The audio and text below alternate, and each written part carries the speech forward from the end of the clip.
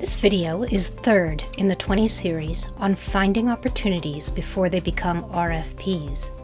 Before watching this video, we recommend that you get a handle on the business development culture and beliefs of your team, what's really driving their habits. Watch the videos Pre-RFP Lead Generation Engine Introduction and Pre-RFP Lead Generation Engine Culture and Awareness. The video you're watching right now will help you get to the finish line on this series. I will walk you through the exercise, the tasks that power your lead generation engine, and the Pre-RFP Business Development Planning task cards. Then we will wrap up by looking at the prompt set, Pre-RFP Business Development Habits, sources for leads other than purchasing sites, which helps you establish the habits that drive your lead generation engine. The tasks involved in lead generation are what keep the engine running. Since project work will always come first, you'll need to find smart ways to integrate lead generation into the day-to-day. A ready-to-use list of typical lead generation tasks is available in the 20 template Pre-RFP Business Development Planning task cards. The template includes editable MS Word versions, so you can tailor the tasks to your team.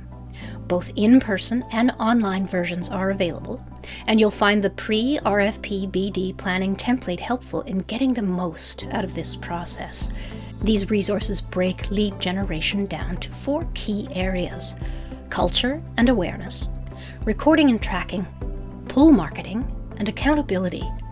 This video summarizes these 4 areas, so if you'd rather not do the full series, this video should give you some good exposure to the concepts. If you're serious about making a change, do the prompt sets, exercises, and use the templates. Start the first exercise by reviewing the results of the first prompt set. This will show you how far your current practices are from your desired level of performance. Spend the first 10 minutes of your session on the review. Then use the remaining time to work through the tasks using the templates and exercise materials provided. For each of these 4 categories, I'm going to walk you through the exercise during which we review the results of the prompt sets and decide how you will establish a new team philosophy. I'll read a piece describing best practices in that category. Everything you hear in this video about that category is represented in the cards. The Culture and Awareness category on the cards template contains 6 core tasks associated with your BD culture and building awareness of pre-RFP opportunities. Agree on dialect, develop team-wide awareness, create go-no-go criteria, encourage more frequent BD engagement, knowing an excuse when you make one, and creating a pre-RFP BD mission statement. Strong lead generation begins with shared language and clear awareness. Teams need a common dialect, terms and definitions everyone understands, so they can speak confidently and consistently about early-stage business development. Awareness includes knowing what's appropriate and strategic when managing internal communication channels, such as your internal grapevine, your intranet, your recording strategies, and have a sense of where you are in the project lifecycle. High-functioning teams also understand the pre-RFP landscape. They know how much work a client does before issuing an RFP, what signals suggest a project is emerging, and how to spot and interpret those signs. They can recognize genuine opportunities and their own excuses for not pursuing them earlier in the cycle. Business development should not be siloed. It happens all day, every day, whether or not you're conscious of it or acknowledge it.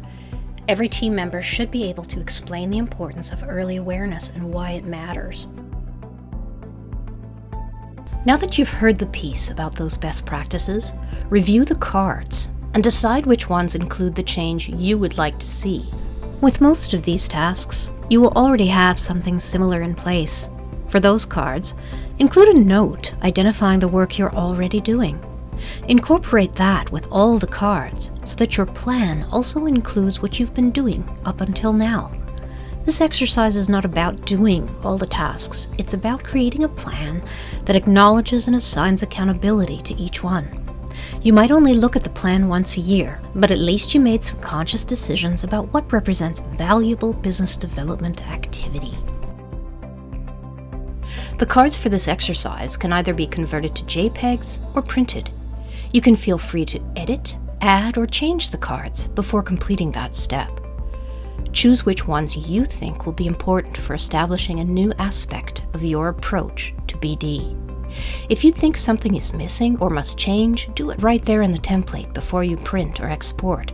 You'll need these for the second part of the exercise.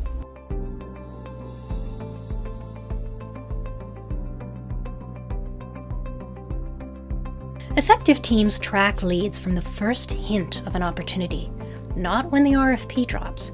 No one should ever be surprised by a major opportunity sent by a marketing coordinator completely out of the blue. If a potential project has surfaced in conversation, it must be recorded earlier than the RFP. There can be no leaky pipes, missed opportunities due to poor tracking, or forgotten conversations. Responsibility for logging information falls on everyone.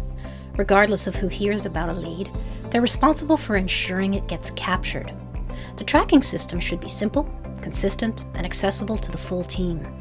It must be reviewed regularly, and no one should be territorial. Shared access leads to shared ownership.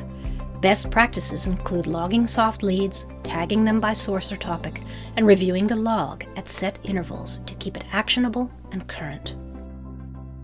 The tracking category contains 3 core best practices that govern how you record leads and track their progress over time: centralizing and formalizing tracking, preventing knowledge loss, and reviewing the list at set intervals.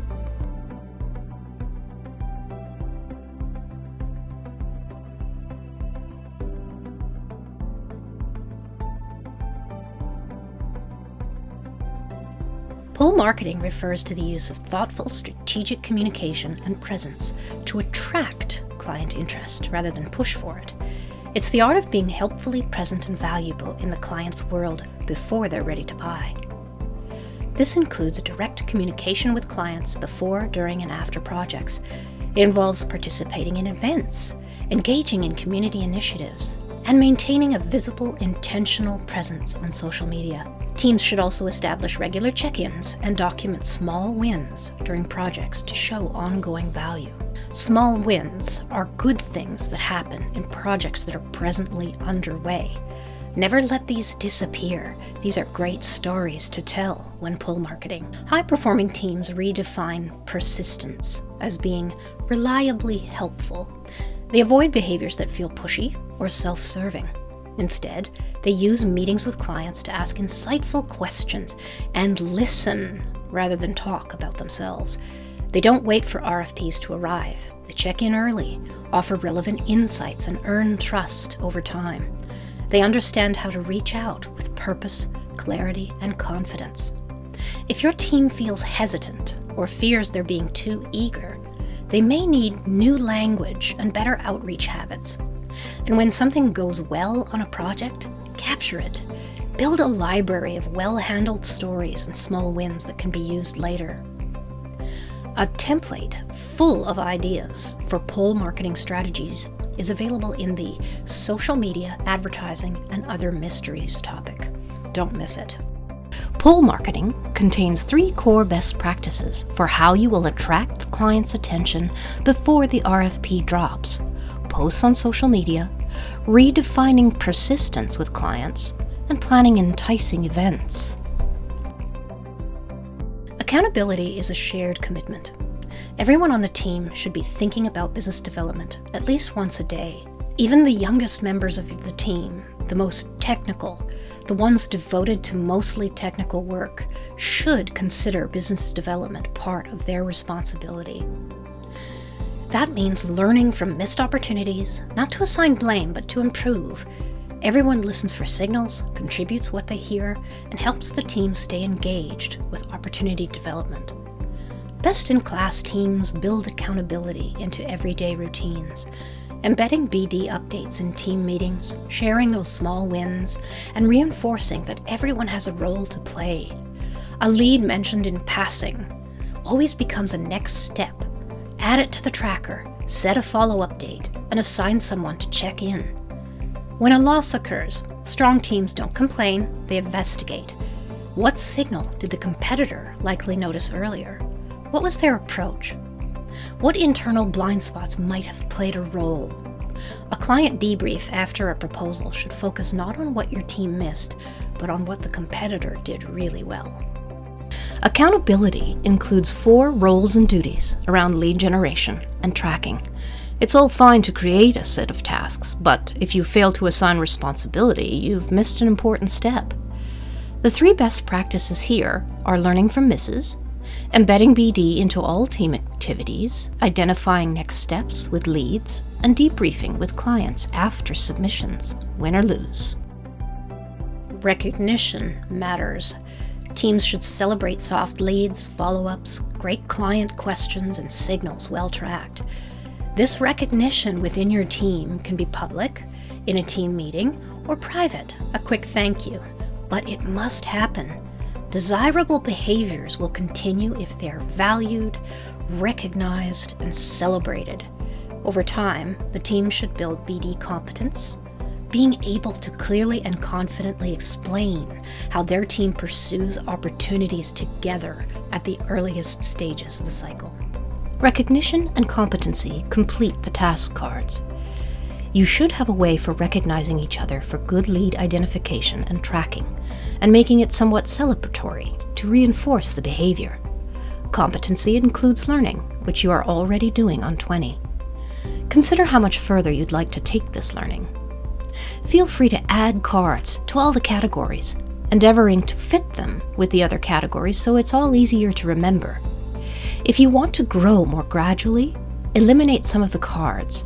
Just be mindful that these are already significantly boiled down to very core responsibilities in lead generation, so think carefully about what you eliminate.